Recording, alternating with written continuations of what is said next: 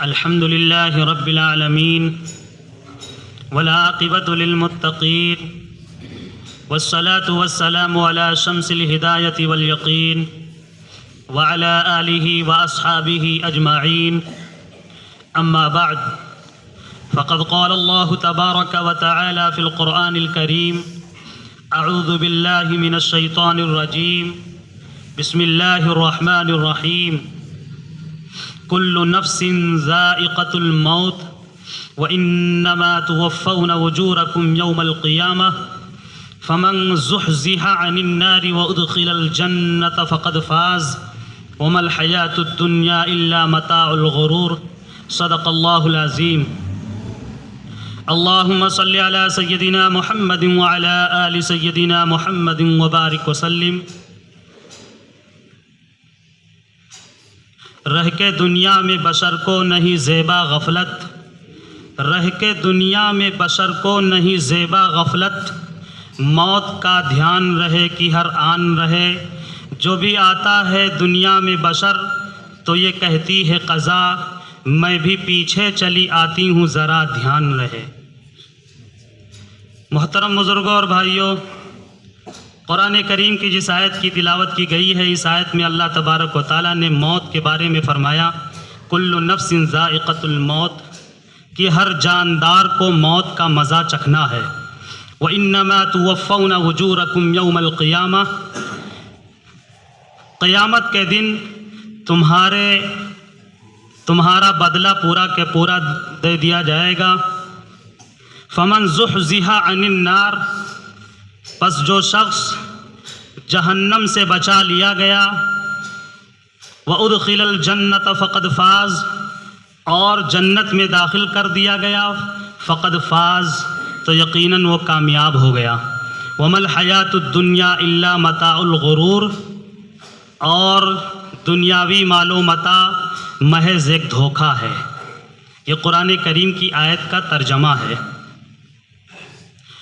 ایک دوسری آیت میں اللہ تبارک و تعالیٰ نے فرمایا ہے: اینما تکونوا یدرککم الموت ولو کنتم فی بروج مشیدہ، تم جہاں کہیں بھی رہو، یدرککم الموت، موت تمہیں آ کر کے رہے گی.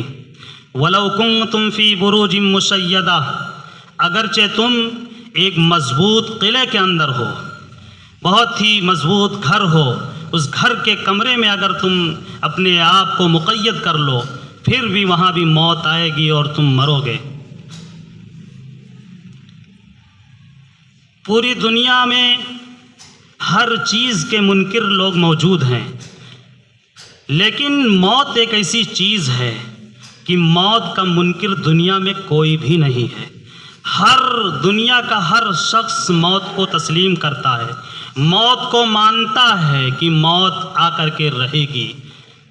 اللہ تبارک و تعالیٰ نے انسانوں کی زندگی کو بڑی لمبی بنائی تھی. کتابوں میں لکھا ہے کہ بڑی لمبی لمبی زندگی تھی، 1000 سال زندگی ہوتی تھی انسانوں کی. حضرت آدم علیہ السلام ہی کی عمر ہزاروں سال تھی.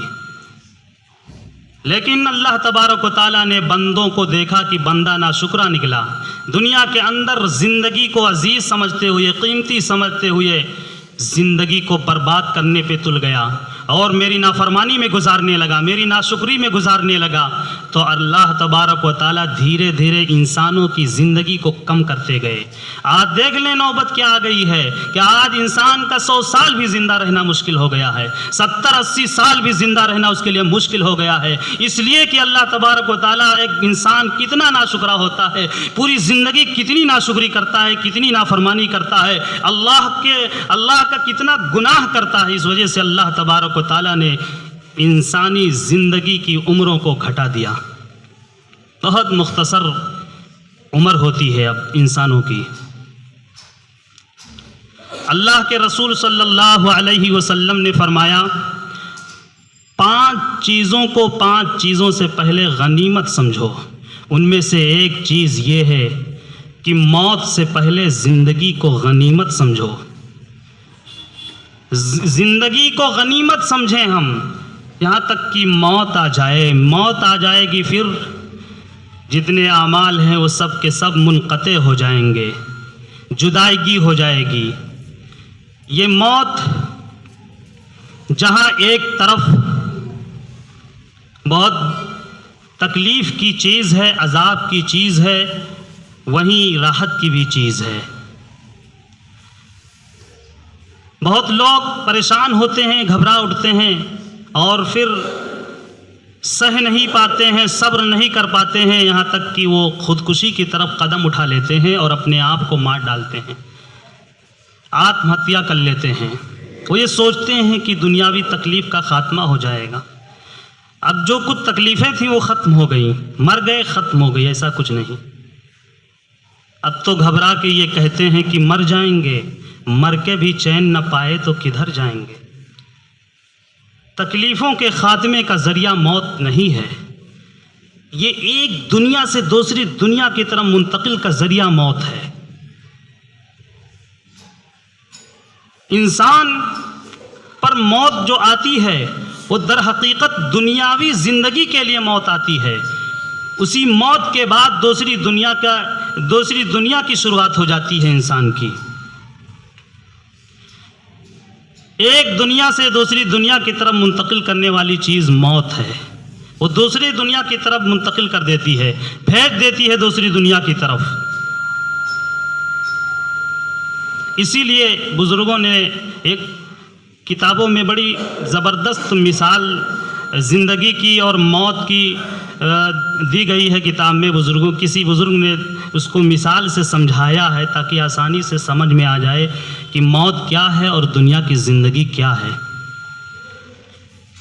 مثال یہ دی کہ یہ سمجھو کہ جیسے کوئی شخص جنگل میں چل رہا تھا، اتفاق سے اس نے اپنے پیچھے دیکھا کہ ایک شیر دوڑتا ہوا آ رہا ہے اور شیر پہنچتے ہی حملہ کرے گا اور مار ڈالے گا۔ اب اور انسان نے دیکھا کہ پیچھے شیر آ رہا ہے تو وہ بھاگنا شروع کر دیا۔ آگے پہنچا تو دیکھا ایک کنواں ہے۔ اب وہ یہ سوچتا ہے کہ کنویں میں اگر چھلانگ لگاتا ہوں تو بچ جاؤں گا۔ جو ہی کنویں کے اندر دیکھتا ہے تو ایک خطرناک اژدہا سانپ اس کے اندر بیٹھا ہوا نظر آتا ہے۔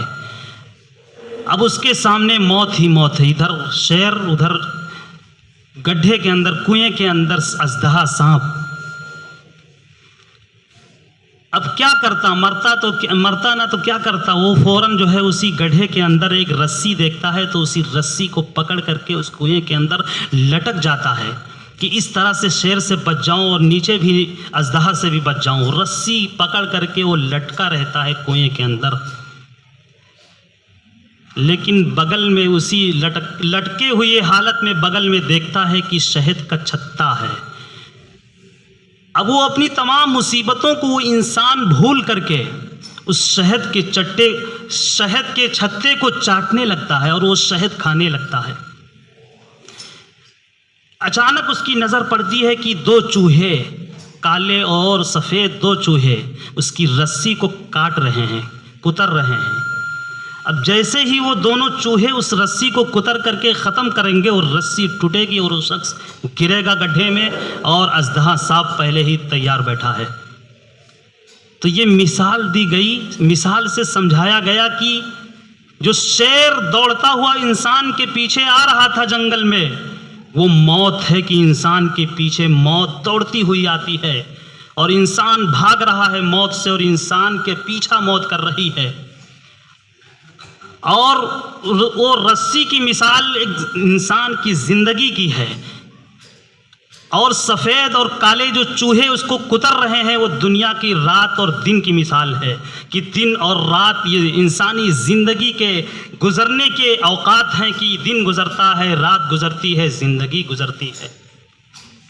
اور وہ بغل میں جو شہد کا چھتا دیکھا اور اس کو چاٹنے لگا، اس کی مثال یہ ہے کہ ایسی مصیبت کی گھڑی میں بھی انسان کو کچھ فائدہ کہیں نظر آ جاتا ہے دنیا کے اندر تو اس کی طرف لپک پڑتا ہے۔ وہ نہیں سوچتا ہے کہ ہمارے پیچھے موت کے بھاگ کر کے آ رہی ہے اور پھر ہمیں مر جانا ہے، مرنے کے بعد کہاں پہنچنا ہے۔ وہ ساری مصیبتوں کو بھول کر کے وہ شہد کا چھتا یعنی ایک دنیا کی مثال دی گئی ہے کہ دنیا کے اندر جو مال و متاع دیکھتا ہے، نفع اور فائدہ دیکھتا ہے، اس کی طرف لپک پڑتا ہے اور جب رسیاں یعنی انسان کی زندگی ختم ہوتی ہے، موت آ جاتی ہے، تو انسان گرتا ہے تو کہاں جا کے پہنچتا ہے؟ قبر کے گڈھے میں، اور قبر کے گڈھے میں جب پہنچتا ہے تو وہاں سے پہلے ہی اژدہا اور سانپ اور بچھو تیار بیٹھے ہوئے۔ یہ انسان کی زندگی کی مثال دی گئی ہے کہ جو بھی دنیا کے اندر آیا ہے اس کو موت کا مزہ چکھنا ہے۔ پیغمبر، بڑے بڑے مالدار، بڑے بڑے طاقتور، بہادر، شجاعت اور دلیری کے حامل لوگ، بلکہ امام الانبیاء، خلاصہ کائنات، محسن انسانیت حضرت محمد مصطفیٰ صلی اللہ علیہ وسلم پر بھی موت آئی۔ انک میت و انہم میتون، حضور اکرم صلی اللہ علیہ وسلم پر بھی موت طاری ہوئی اور اس دنیا سے پردہ فرمائے۔ کون بچ سکتا ہے موت سے؟ سب کو مرنا ہے، سب کو اس دنیا سے جانا ہے، اللہ کے سامنے پیش ہونا ہے۔ امام غزالی رحمۃ اللہ علیہ مثال دیے کہ یہ دنیا، اس دنیا کی مثال ایک خواب کی مانند ہے جس کی تعبیر بتلانے والے انبیاء کرام ہیں، اور جس کی سچائی، صحیح تعبیر بیداری کے بعد انسان کو پتہ چلے گا۔ دنیا روٹی ہے، روٹی کے مانند ہے، شیطان کتا ہے، اور شیطان اس روٹی کے لیے انسان سے لڑائی کر رہا ہے۔ امام غزالی فرماتے ہیں یہ مثال دے کر کے کہ پھر انسان کی کامیابی اس میں ہے کہ وہ روٹی کو شیطان کے سامنے پھینک کر کے اور خالق کائنات سے ملاقات کر لے، موت کو گلے لگا لے اور اللہ تبارک و تعالیٰ سے جا کر ملاقات کر لے۔ یہ انسان کی کامیابی ہے۔ اسی لیے مومن کے لیے موت کو تحفہ بتلایا گیا ہے کہ یہ مومن کے لیے تحفہ ہے۔ موت موت مصیبت نہیں ہے، موت راحت ہے ایک مومن کے لیے، کہ وہ مومن جو اٹھتے بیٹھتے چلتے پھرتے جاگتے کھاتے پیتے ہر وقت جس خدا کا نام لیتا ہے، جس اللہ کا اپنی زبان سے نام لیتا ہے، مرنے کے بعد پھر اسی کے پاس تو پہنچے گا، اسی کے پاس تو حاضر ہوگا، اس کے یہاں چلا جائے گا، اللہ سے ملاقات کر لے گا۔ تو اس طرح سے موت ایک ملاقات کا ذریعہ بن جاتی ہے۔ تو موت راحت ہے مومن کے لیے، ایمان والوں کے لیے۔ ایک کتاب ہے جس کا نام موت کا منظر، موت کا منظر نامی ایک کتاب ہے، عربی میں خالد ابن عبد الرحمن کی لکھی ہوئی کتاب ہے۔ انہوں نے اپنی کتاب میں موت کے مناظر کو اکٹھا کیا ہے کہ موت کتنی خطرناک چیز ہے اور کس طرح سے موت پیش آتی ہے، انسان پر موت طاری ہوتی ہے، اور کیسے کیسے حالات سے انسان موت کے وقت گزرتا ہے، پھر وہ جا کر کے اس دنیا سے منتقل ہو کر کے خدا کے پاس پہنچتا ہے۔ اس کتاب کے پڑھنے کی ضرورت ہے۔ اس میں جو میں نے مطالعہ کیا پڑھ کر کے کہ جب موت کا وقت ہوتا ہے، قرآن میں بھی بہت سی آیتوں میں موت کا تذکرہ ہے۔ وَجَاءَتْ سَكْرَةُ الْمَوْتِ وَالْتَفَّتِ السَّاقُ بِالسَّاقِ إِلَىٰ رَبِّكَ يَوْمَئِذٍ الْمَسَاقُ۔ یہ قرآن کی آیتیں بھی موت کے منظر کشی کر رہی ہیں کہ موت کا منظر کیا ہوتا ہے جب ایک انسان پر موت طاری ہوتی ہے، جس وقت اس کی زندگی ختم ہو جاتی ہے۔ اذا جاء اجلهم لا يستأخرون ساعة ولا يستقدمون۔ ملک الموت کو حکم ہوتا ہے کہ جاؤ اور اس کی جان نکال دو۔ ملک الموت بہت سارے فرشتوں کو لے کر کے، جو گنہگار بندہ ہوتا ہے، جو نافرمان ہوتا ہے، اس کی جب جان نکالنے کے لیے وہ فرشتے آتے ہیں تو عذاب کے فرشتوں کو ملک الموت اپنے ساتھ لے کر کے آتا ہے، اور جو عذاب کے فرشتے ہوتے ہیں وہ بہت ہی بھیانک شکل کے ہوتے ہیں، بہت ہی گندے کپڑے پہن کر کے آتے ہیں، بدبو لے کر کے آتے ہیں، جہنمی ٹاٹ لے کر کے آتے ہیں، اور بہت ہی گرجدار آواز میں اس انسان سے ملاقات کرتے ہیں جس کی موت ہونے والی ہوتی ہے، اور کہتے ہیں تمہارے جانے کا وقت آ گیا ہے، اب تمہیں پتہ چلے گا کہ دنیا کے اندر کتنے غافل تھے تم آخرت سے، اللہ سے۔ ڈراتے ہیں اس کو۔ وہ اتنے بھیانک چہرے ان کے ہوتے ہیں کہ وہ انسان جب دیکھتا ہے تو دیکھتے ہی اس کی روح اس کے جسم میں بھاگنے لگتی ہے، نکلنے کے لیے روح تیار نہیں ہوتی ہے. زبردستی ملک الموت اس کی روح کو کھینچتے ہیں. مثال دی گئی ہے کہ جیسے کوئی بھیگا ہوا اون ہو اور اس کو کسی جو ہے کانٹے دار شاخ میں اس کو لپیٹ دیا جائے اون کو، اور پھر اون کو کھینچا جائے اس کو، تو کتنی سختی سے کھینچنا پڑے گا اس اون کو اس کانٹے دار شاخ سے.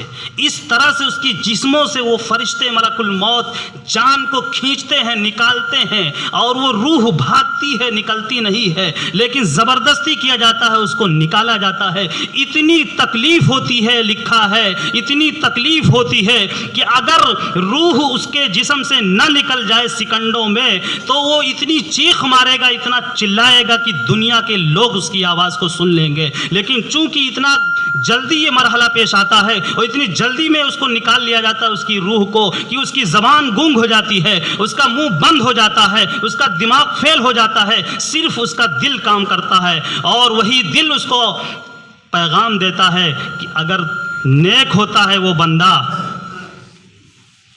تو اس کی زبان سے کلمہ جاری ہو جاتا ہے، لیکن اگر وہ گنہگار وہ بندہ ہوتا ہے تو دل پیغام نہیں دیتا ہے، بلکہ شر اس کے اوپر غالب آتا ہے، اور لاکھ کلمہ اس کے سامنے پڑھا جائے، تلقین کی جائے، اس کی زبان سے کلمہ جاری نہیں ہوتا ہے.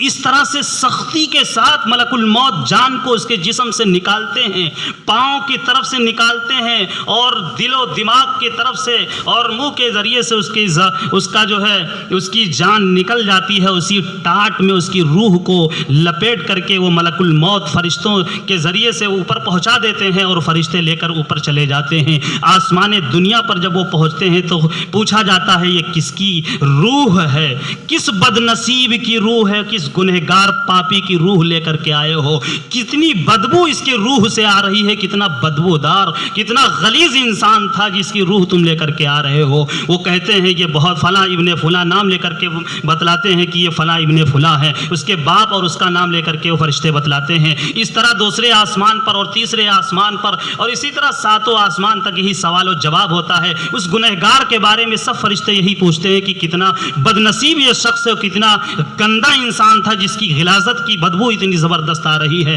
اور اس طرح سے اس کو لے کر کے عرش تک پہنچایا جاتا ہے، اللہ کے سامنے پیش کیا جاتا ہے. اللہ تبارک و تعالی فرماتے ہیں کہ سجین میں اس کو پھینک دو اٹھا کر کے.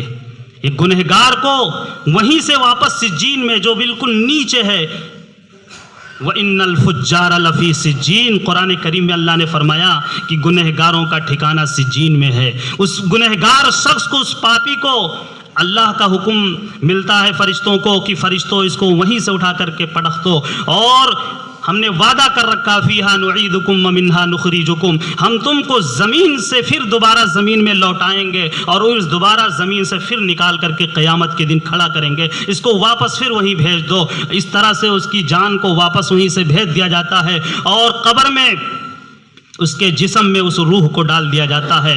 اب یہاں سے برزخ کے احوال شروع ہو جاتے ہیں. قبر جو ہمارے سامنے ہوتی ہے یہ ایک برزخ ہے، یہ ایک برزخ کا ماحول ہوتا ہے، وہاں سے شروع ہوتا ہے. لکھا ہے کہ جب مٹی دینے والے ان کے قدموں کی آہٹ ختم ہو جاتی ہے، وہاں سے رخصت ہو جاتے ہیں مٹی دے دے کر کے، تو وہ عذاب کے فرشتے منکر نکیر اور بہت ہی خوفناک چہرے والے قبر کے اندر پہنچتے ہیں، اور اس میت کو اس کو اٹھاتے ہیں، اور میت اٹھ کے بیٹھ جاتا ہے. اس سے سوال کرتے ہیں مر ربکا، بہت ہی خطرناک گرجدار آواز میں پوچھتے ہیں مر ربکا، تمہارا رب کون ہے؟ وہ یہی کہتا ہے لا ادری، ہاں لا ادری، عربی میں بولتا ہے ہائے افسوس، مجھے اس کا پتہ نہیں ہے کہ میرا رب کون ہے. ما دینکا، تمہارا دین کیا؟ ہاں افسوس ظاہر کرتا ہے کہ مجھے اپنا دین بھی نہیں پتا ہے. من نبیو کا تیسرا سوال، تمہارے نبی کون ہے؟ اس میں بھی وہ افسوس ظاہر کرتا ہے گنہگار انسان، اور نہیں بتلا پاتا ہے، تینوں سوال کے جواب نہیں دے پاتا ہے. اور اس کے بعد پھر جہنم کی کھڑکی اس کے لیے کھول دی جاتی ہے، اور وہ فرشتے عذاب کے وہاں آ جاتے ہیں، اور پھر یہیں سے اس کے اعمال کا بدلہ دینا شروعات ہو جاتی ہے. اور اس طرح سے قبر ہی میں سے اس کا سلسلہ شروع ہو جاتا ہے. جو دنیا کے اندر اس نے برا عمل کیا اس کو بدلہ اس کو قبر سے شروع ہو جاتا ہے، ملنا اس کو ملنے لگتا ہے. بڑی بڑی سخت سزائیں ہیں قبر کی، اس کو اس میں دی جاتی ہیں. اور یہ سلسلہ سلسلہ چلتا رہتا ہے عذاب دینے کا، تکلیف دینے کا. بڑے خطرناک قسم کے فرشتے ہوتے ہیں، گرجوں سے اس کے سر کو کچلتے ہیں قبر میں، برزخ میں. لیکن اگر نیک انسان ہوتا ہے تو ملک الموت بہت ہی خوبصورت چہرے والے فرشتوں کو لے کر کے اس کے پاس پہنچتے ہیں اور اس کو سلام کرتے ہیں اور کہتے ہیں خوشخبری ہو، تم اللہ تبارک و تعالیٰ سے اپنے محبوب سے ملنے والے ہو، تمہارے ملاقات کا وقت آ گیا ہے. وہ روح خوش ہو جاتی ہے اور چلنے کے لیے بالکل تڑپ اٹھتی ہے کہ جلدی مجھے نکالو اور مجھے لے چلو میرے خدا، میرے رب کی طرف. میں دنیا میں بہت پریشان رہا، میرے اللہ کی طرف مجھے پہنچاؤ، جلدی لے چلو. تو وہ فرشتے فوراً ملک الموت بہت ہی آسانی کے ساتھ اس کی نیک انسان کے جسم سے روح کو نکال لیتے ہیں اور بہت ہی خوشبودار کپڑے میں لپیٹ کر کے آسمان پر لے جاتے ہیں. آسمان سے آواز آتی ہے، فرشتے پوچھتے ہیں کس خوش نصیب انسان کی روح ہے، اتنی خوشبو آ رہی ہے اس کے روح سے. وہ جواب دیتے ہیں فلاں ابن فلاں ہیں. اس طرح دوسرے تیسرے چوتھے ساتویں آسمان تک سوال و جواب ہوتا ہے. پوچھتے ہیں کتنا خوش نصیب انسان ہے جس کی روح کو لے کر کے جا رہے ہو. اللہ کے پاس پہنچ کر کے اللہ فرماتے ہیں فرشتے سے کہ اس کو علیین میں پہنچا دو، یہ میرا نیک بندہ ہے، اس نے میری اطاعت و فرما برداری کی ہے. اور اس طرح سے علیین میں پہنچا دیا جاتا ہے. سوال و جواب قبر میں ہوتے ہیں، برزخ میں ہوتے ہیں، اور سوال و جواب سے وہ گزر کر کے اس کے لیے جنت کی کھڑکی کھول دی جاتی ہے اور قبر میں اس کے لیے راحتیں ہی راحتیں ہوتی ہیں، سکون ہی سکون ہوتا ہے اور بہت ہی راحت کی نیند اس کے اوپر طاری کی جاتی ہے. اور اس طرح سے وہ اس طرح سے وہ سو جاتا ہے اور قیامت کے دن وہ اٹھے گا اور سیدھے جنت الفردوس میں اس کی جگہ ہوگی. اس طرح ایک نیک انسان کے ساتھ یہ مرحلہ پیش آتا ہے. جو موت کی جو سختی ہے، وہ سختی اتنی خطرناک ہے کہ انسان کی روح اس کے جسم سے نکل جاتی ہے، اس لیے وہ اس کا درد اس کے جسم سے ظاہر نہیں ہو پاتا ہے. اگر روح اس کے جسم سے نہ نکلے اور اس کے اعضاء اس کے کنٹرول میں رہیں تو انسان دیکھے گا کہ کتنا وہ تڑپ رہا ہے. اتنی آسانی سے روح نہیں نکلتی ہے اور جو جیسا ہوتا اسی اعتبار سے اس کے اوپر تکلیفیں ہوتی ہیں. دنیا میں ہم آئے ہیں، اللہ تبارک و تعالیٰ نے بھیجا ہے، ہمیں موت سے گزرنا ہوگا، ہر ایک کو موت سے گزرنا ہے. اس لیے ہمیں تیاری کرنی چاہیے کہ ہماری جو موت ہو اچھی موت ہو. دو طرح کی موتیں ہوتی ہیں، ایک اچھی موت ہوتی ہے، ایک بری موت ہوتی ہے. بری موت وہ ہوتی ہے جو برا کرتے کرتے اور اس دنیا سے جب مرے تو اس کی زبان سے بھی نہ کلمہ جاری ہو، غلط عقیدے پہ مر جائے، غلط عمل کرتے ہوئے مر جائے، برائی میں پھنسا رہے اسی میں مر جائے. یہ بری موت ہوتی ہے. خالد بن عبد الرحمن نے اپنی کتاب میں بڑے بڑے پاپیوں کی موت کے وقت جو زبان سے نکلا اس کو واقعات کو قلم بند کیا ہے کہ کتنے برے ایک شرابی شخص کے انتقال کے وقت اس سے کہا گیا کہ اس کے سامنے جب کلمہ پڑھا گیا، تلقین کی گئی، تو وہ شرابی شخص کہہ رہا ہے، اس کی منہ سے کیا نکل رہا ہے کہ ایک بوتل اور لے آؤ. ایک دنیا دار کی موت کے وقت جب اس کے سامنے کلمہ پڑھا گیا تو وہ کہہ رہا ہے کہ فلاں دکان میری ہی ہے، میں ہی اس کا مالک ہوں. اس طرح کے بڑے واقعات ہیں. جو جیسا دنیا کے اندر رہے گا موت کے وقت وہی کچھ اس کے ذہن دل و دماغ میں آئے گا اور اسی عالم میں اس کی موت ہوگی، زبان سے وہی کچھ نکلے گا.